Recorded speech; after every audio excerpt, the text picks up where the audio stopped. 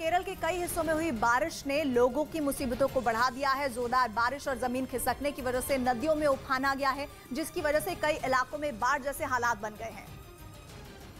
और कोट्टयम जिले में तो हालात बेहद खराब दिखाई दिए। वहां एक लोहे का पुल सैलाब में डूबा नजर आया। भारी बारिश के बाद नदी में आए उफान से पुल का ज्यादातर हिस्सा पानी में समा गया, जबकि पुल को पार कर दूसरी तरफ जाने वाले लोग मजबूर होकर सैलाब के सितम को देखते रहे।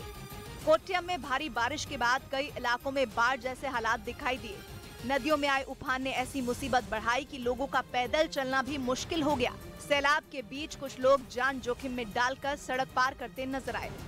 और ऐसी ही कुछ तस्वीरें केरल के कण्णूर से भी सामने आई, जहां सड़कों पर सैलाब बहता दिखाई दिया। भारी बारिश के बाद न सिर्फ कई जगहों पर सड़कें डूब गई, बल्कि लोगों के घरों में भी पानी घुस गया, जिसकी वजह से वो लोग घरों में ही फंस गए, जिन्हें निकालने के लिए रेस्क्यू ऑपरेशन चलाया गया।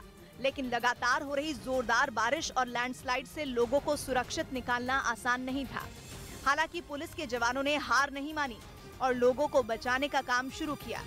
पानी के तेज बहाव के बीच कई पुलिस वाले लोगों को सुरक्षित जगह पर पहुंचाते दिखाई दिए।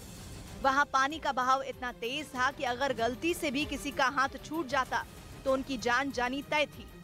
लेकिन कड़ी मेहनत के बाद सभी को सुरक्षित बाहर निकाल लिया गया। वहीं कण्णूर के एक दूसरे इलाके से बारिश के बाद का जो वीडियो सामने आया, उसमें सड़क पर पानी के तेज बहाव में कार बुरी तरह फंसी दिखाई दी। वहां पानी का बहाव इतना तेज था कि एक पल को ऐसा लगा मानो कार बह जाएगी, लेकिन कार सवार सूझबूझ दिखाते हुए कार को पानी के तेज बहाव से बाहर निकालने में कामयाब रहा। और दिल्ली के पास यूपी के गाजियाबाद से हैरान करने वाला एक वीडियो सामने आया। आरोप है कि ड्यूटी पर तैनात ट्रैफिक पुलिसकर्मी ने एक शख्स को नो एंट्री वाली सड़क पर कार ले जाने से रोका, जिस पर वो शख्स पुलिस वाले से भिड़ गया और बात इतनी बढ़ गई कि देखते ही देखते दोनों के बीच हाथापाई शुरू हो गई। काफी देर तक दोनों के बीच लात घूंसे चलते रहे, जिसे देखकर वहां से गुजर रहे लोगों ने बीच बचाव की कोशिश की, लेकिन ट्रैफिक पुलिसकर्मी मौका मिलते ही उस शख्स पर घूंसे बरसाता रहा। घटना की जानकारी मिलने पर एक और पुलिस वाला वहां पहुंचा। उसने भी दोनों को समझाने की कोशिश की, लेकिन मारपीट और बहस का सिलसिला जारी रहा। बीच सड़क पर हुए इस बवाल का वीडियो किसी ने सोशल मीडिया पर अपलोड कर दिया, जो वायरल हो गया। हिमाचल प्रदेश के लाहौल स्पीति में भारी बारिश की वजह से तबाही मचा दी गई है। लगातार हो रही मूसलाधार बारिश की वजह से कई जगहों पर पहाड़ खिसक गए हैं, तो कहीं बाढ़ जैसे हालात बन गए हैं। और बारिश की वजह से आए सैलाब में वहां घूमने आए कई सैलानी फंस गए, जिन्हें प्रशासन ने रेस्क्यू ऑपरेशन चलाकर सुरक्षित जगहों पर पहुंचाया। इस रेस्क्यू ऑपरेशन का जो वीडियो सामने आया, उसमें बचाव दल के लोग पानी के तेज बहाव के बीच लोगों का हाथ पकड़कर उन्हें सुरक्षित निकालने की कोशिश करते दिखाई दिए। लेकिन बड़े बड़े पत्थर होने की वजह से लोगों को निकालने में जवानों के पसीने छूट गए। हालांकि कई घंटों की मशक्कत के बाद सभी को सुरक्षित बाहर निकाल लिया गया। बताया गया कि लगातार हो रही भारी बारिश की वजह से कई इलाकों में अचानक बाढ़ आ गई, जिसकी वजह से वहाँ 105 सैलानी फंस गए थे, जिन्हें देर रात रेस्क्यू कर लिया गया। और यूपी के मथुरा में मुठभेड़ के बाद बदमाश पकड़ा गया। उत्तर प्रदेश के मथुरा में एक मुठभेड़ हुई, जिसमें पुलिस ने गोली लगने से घायल हुए एक बदमाश को गिरफ्तार कर लिया। नागालैंड के मंत्री और प्रदेश अध्यक्ष ने अपने डांस करने का वीडियो सोशल मीडिया पर शेयर किया, जो वायरल हो गया। दिल्ली पुलिस ने बरसवा इलाके में हुए एक मुठभेड़ के दौरान एक बदमाश को गिरफ्तार कर लिया। पकड़े गए आरोपी पर हत्या और अवैध वसूली जैसे कई मुकदमे दर्ज हैं। दिल्ली के कंझावला इलाके में एक फैक्ट्री में हुई डकैती के मामले में पुलिस ने 6 आरोपियों को गिरफ्तार कर लिया। अमेरिका ने दावा किया कि उसने अफगानिस्तान के काबुल में किए गए एक ड्रोन अटैक में आतंकी संगठन अल-कायदा के सरगना अल जवाहिरी को मार गिराया। 9/11 हमले के बाद करीब 21 सालों से अमेरिकी खुफिया एजेंसियों की आंखों में धूल झोंक रहे अल जवाहिरी की एक आदत ने उसे मौत के मुंह में पहुंचा दिया। और अमेरिका ने 31 जुलाई को ड्रोन से ऐसी मिसाइलें दागी, जिसने पलक झपकते ही अल जवाहिरी का खात्मा कर दिया। अफगानिस्तान के काबुल में बने एक घर में पिछले कई महीनों से बड़े आराम से रह रहा अल जवाहिरी अपनी एक आदत की वजह से अमेरिका के निशाने पर आ गया। दावा किया गया कि अल-कायदा के सरगना की उसी आदत ने अमेरिका को उसका पता दे दिया। और दुनिया के बेहद खूंखार आतंकी संगठन के सरगना अल जवाहिरी को इस बात की भनक तक नहीं लगी कि उसकी छोटी सी गलती उसे हमेशा के लिए मिटा देने वाली है, क्योंकि अमेरिकी खुफिया एजेंसी की निगाह उसकी हर एक हरकत पर थी। वो तो बस इंतजार कर रहे थे कि कब इस बात को पुख्ता किया जा सके कि काबुल के शेरपुर के एक मकान में अल जवाहिरी जैसा खतरनाक आतंकी रह रहा है। और अमेरिका को मौका भी मिल गया जब अल जवाहिरी खाना खाने के बाद मकान की बालकनी में था। असल में जवाहिरी को खाना खाने के बाद रोज बालकनी में आने की आदत थी, लेकिन इस बार जैसे ही वो वहां आया, अमेरिकी खुफिया एजेंसी ने उसकी पहचान की पुष्टि कर दी। इसके बाद ड्रोन से हमला करके जवाहिरी को मौत के घाट उतार दिया गया। और अमेरिकी खुफिया विभाग ने इस हमले को भारतीय समय के मुताबिक 31 जुलाई को सुबह 7:18 पर अंजाम दिया। लेकिन दुनिया के सबसे खतरनाक आतंकी संगठन अल-कायदा के सरगना अल जवाहिरी की मौत का ऐलान एक रोज पहले किया गया। कहा जा रहा है कि अमेरिका ने अल जवाहिरी को ठीक वैसे ही ठिकाने लगाया जैसे उसके आका ओसामा बिन लादेन को मार गिराया गया था। अमेरिका ने 2 मई 2011 को पाकिस्तान के एबटाबाद में एक ऑपरेशन को अंजाम दिया और लादेन को ढेर किया था। और कुछ उसी तरह का खुफिया ऑपरेशन उसने 31 जुलाई 2022 को किया, जिसमें अल जवाहिरी का खात्मा कर दिया गया। और इस दिन का इंतजार अमेरिका के साथ साथ पूरी दुनिया कर रही थी, क्योंकि ओसामा बिन लादेन के बाद अल जवाहिरी ही वो दूसरा चेहरा बचा था जिसने अमेरिका में 11 सितंबर 2001 में वर्ल्ड ट्रेड सेंटर पर हमला किया था और लादेन का हर कदम उसका साथ दिया था। और यही वजह है कि अल जवाहिरी ही ओसामा के खात्मे के बाद उसका वारिस बना। वो ओसामा की मौत के बाद से ही उसकी सल्तनत संभाल रहा था। लादेन को मारने के बाद अमेरिका को लगा कि अल-कायदा भी खत्म हो जाएगा, लेकिन अल जवाहिरी ने ऐसा नहीं होने दिया। कहा जाता है कि लादेन की मौत के बाद अल जवाहिरी ने अपने दम पर दुनिया के बेहद खतरनाक आतंकी संगठन को जिंदा रखा। अमेरिका को 9/11 हमले के बाद से ही अल जवाहिरी की तलाश थी। कहा जाता है कि अल जवाहिरी ही वो आतंकी था जिसने वर्ल्ड ट्रेड टावर पर हुए हमले के लिए विमानों को हाईजैक करने में मदद की थी। और इसी वजह से वो लादेन के बाद उनकी हिट लिस्ट में था। अमेरिकी खुफिया एजेंसी CIA लगातार उसकी तलाश में लगी हुई थी। उसकी कोशिश थी कि किसी तरह बस एक सुराग मिले और वो अल जवाहिरी को मिटाने के लिए ऑपरेशन शुरू कर सके। लेकिन अल जवाहिरी का पता लगा पाना इतना भी आसान नहीं था। वो लगातार अपनी जगह बदलता रहता था। हालांकि CIA को इसी साल एक खबर मिली थी कि जवाहिरी की पत्नी और बच्चे काबुल में बने एक घर में रहते हैं, और करीब 6 महीने पहले इस बात का भी पता चला था कि अल जवाहिरी भी उसी घर में रहता है। लेकिन अमेरिका कोई चूक नहीं चाहता था, इसलिए उसने कुछ और दिन लगाकर अल जवाहिरी की पहचान को पहले पक्का किया। और जब इस बात पर मोहर लगी कि काबुल के उस घर में अल जवाहिरी ही है, तो इसकी जानकारी 1 अप्रैल को राष्ट्रपति बाइडेन को भी दे दी गई। इसके बाद CIA ने जवाहिरी के उस घर के बारे में और जानकारी जुटानी शुरू कर दी। घर कैसे बना, वहां पर आने जाने के कितने रास्ते हैं, कौन कौन कहां आता जाता है, इसका पूरा खाका तैयार किया गया ताकि ऑपरेशन में कोई चूक ना हो।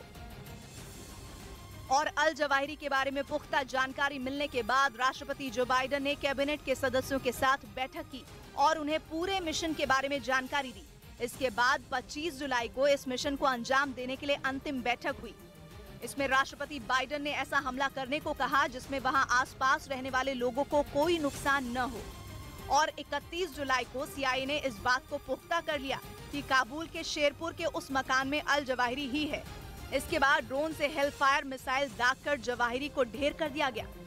और कहा जा रहा है कि अमेरिका ने अल जवाहिरी को खत्म करने के लिए जो हेलफायर मिसाइल चुनी, वो भी बहुत सोच समझकर चुनी गई थी। असल में बाइडेन नहीं चाहते थे कि वहां ज्यादा नुकसान हो, इसीलिए अल जवाहिरी पर हमले के हेलफायर मिसाइल को चुना गया, जिसमें बारूद का इस्तेमाल बेहद कम होता है, यानी धमाके के बाद आसपास के इलाके में ज्यादा नुकसान नहीं होता है। लेकिन इस मिसाइल में ब्लेड और धातुओं के नुकीले टुकड़ों का इस्तेमाल किया जाता है, जिससे हमले के बाद टारगेट पूरी तरह बर्बाद हो जाता है। ब्लेड और नुकीली धातुएं भरी होने की वजह से ही इस मिसाइल को निंजा बॉम्ब भी कहते हैं। हेलफायर मिसाइल मजबूत बंकर, बख्तरबंद गाड़ी, टैंक और मोटी कंक्रीट की दीवार को भी तोड़कर भी विस्फोट करने में सक्षम होती है, और यह करीब 11 किलोमीटर दूर तक के टारगेट को आसानी से तबाह कर सकती है। और इसी मिसाइल का इस्तेमाल करके अमेरिका ने अल जवाहिरी को बड़ी सफाई से खत्म कर दिया। दावा किया गया कि जवाहिरी के खिलाफ चलाए गए ऑपरेशन में कोई और नुकसान नहीं हुआ। अमेरिका के लिए यह अभियान कितना अहम था, इसका अंदाजा इसी बात से लगाया जा सकता है कि जवाहिरी के मारे जाने का ऐलान खुद वहां के राष्ट्रपति बाइडेन ने किया।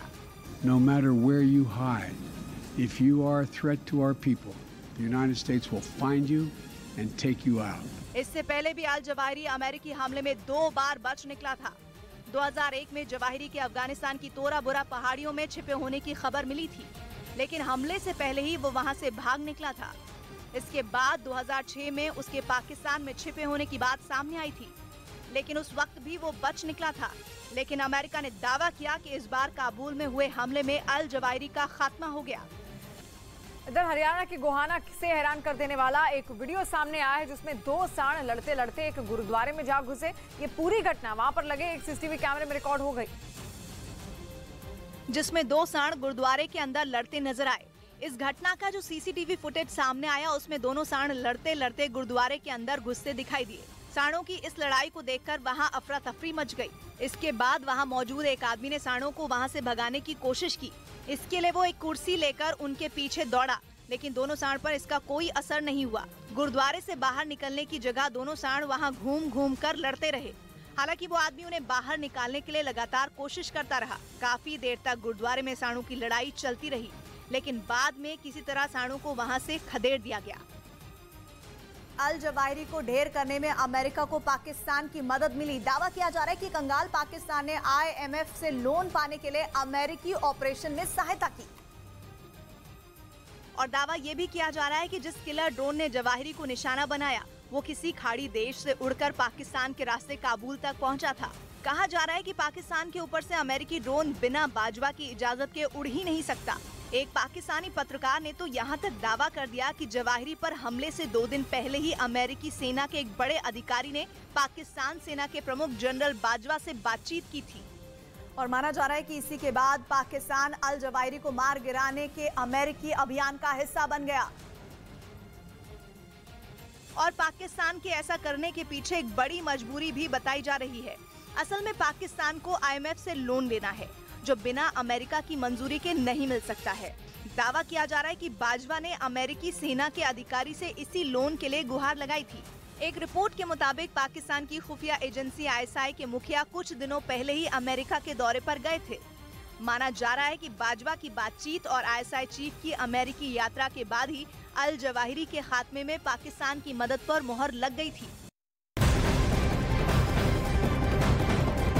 और आपको बता दें, इस वक्त की बड़ी खबर सामने आ रही है सूत्रों के हवाले से, जहां पर अगर राहुल गांधी कांग्रेस अध्यक्ष बनने से इनकार करते हैं तो अशोक गहलोत को पार्टी के अध्यक्ष पद मिल सकता है, उनको अध्यक्ष बनाया जा सकता है। संगठन चुनाव की प्रक्रिया चल रही है और सितंबर-अक्टूबर में नया अध्यक्ष चुने जाने की समय सीमा तय की गई है, लेकिन राहुल ने अब तक स्पष्ट जवाब नहीं दिया है। जिसके बाद CWC बैठक में अधीर के सवाल पर राहुल ने अध्यक्ष पद संभालने की संभावना पर विचार करने को कहा था और पार्टी में मंथन लगातार जारी है। राहुल गांधी को मनाने की कोशिशें लगातार हो रही हैं, लेकिन अगर राहुल नहीं माने, क्योंकि अभी तक वो अध्यक्ष पद पर रहेंगे या फिर नहीं, उन्होंने ये क्लियर नहीं किया है, स्पष्ट नहीं किया है, तो ऐसे में अशोक गहलोत को ये पद दिया जा सकता है। अरुण सिंह इस वक्त हमारे साथ फोन लाइन पर भी जुड़ गए हैं। अरुण, और क्या डिटेल्स फिलहाल मिल रही हैं, क्योंकि राहुल ने अभी तक तो कुछ क्लियर नहीं किया है।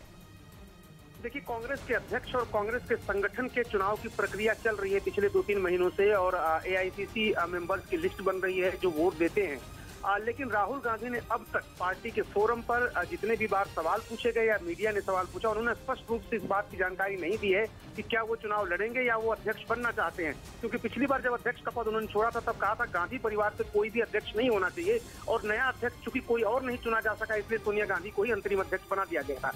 इस बार जब उन्होंने स्पष्ट जवाब नहीं दिया है, तो पार्टी के अंदर एक धड़ा है जो सोच विचार कर रहा है कि ऐसे मौके पर अगर राहुल गांधी इनकार कर देते हैं तो अशोक गहलोत को अध्यक्ष बनाया जाए। वो OBC लीडर हैं, देश में OBC पॉलिटिक्स चल रही है, इसलिए अशोक गहलोत अगर राजस्थान से मुख्यमंत्री का पद छोड़ करके अध्यक्ष बन जाते हैं तो पार्टी के लिए अच्छा होगा। राहुल गांधी अगर नहीं बनना चाहते हैं तो, हालांकि अशोक गहलोत भी जो इनिशियल बातचीत हुई उसमें राजस्थान नहीं छोड़ना चाहते, क्योंकि वो मुख्यमंत्री हैं, एक राज्य के मुख्यमंत्री, इसलिए वो छोड़ करके केंद्र में नहीं आना चाहते। लेकिन पार्टी के अंदर प्लान B पर चर्चा हो रही है कि राहुल गांधी को मनाया जाएगा। राहुल गांधी जी अरुण, यानी अब भी लगातार विचार विमर्श हो रहा है कि आखिर किसको अध्यक्ष पद सौंपा जाए, लेकिन अगर राहुल गांधी इंकार करते हैं तो अशोक गहलोत बन सकते हैं अध्यक्ष। और वही बात अब अमेरिका की। अमेरिका के केंटाकी में बाढ़ ने लोगों को मुसीबत में डाल दिया है, जिनका राहत बचाव की टीम लगातार रेस्क्यू कर रही है और मुश्किल हालातों में रेस्क्यू ऑपरेशन चलाया जा रहा है। तस्वीरें आप देखिए, कुछ तस्वीरें सामने आई हैं जिनमें देखा कि राहत बचाव की टीम ने लोगों को बाढ़ के पानी के बीच से हेलीकॉप्टर की मदद से सुरक्षित बाहर निकाला। लोगों को पहले रस्सी के जरिए बांधा गया और फिर बेहद सावधानी से उन्हें ऊपर की तरफ खींचा गया। उन्हें नीचे से हेलीकॉप्टर तक रस्सी के सहारे लाया गया और एक कर्मचारी नीचे गया और बाढ़ में फंसे लोगों को रस्सी बांधी और फिर उनको ऊपर खींचने की कोशिश की गई। फिर एक एक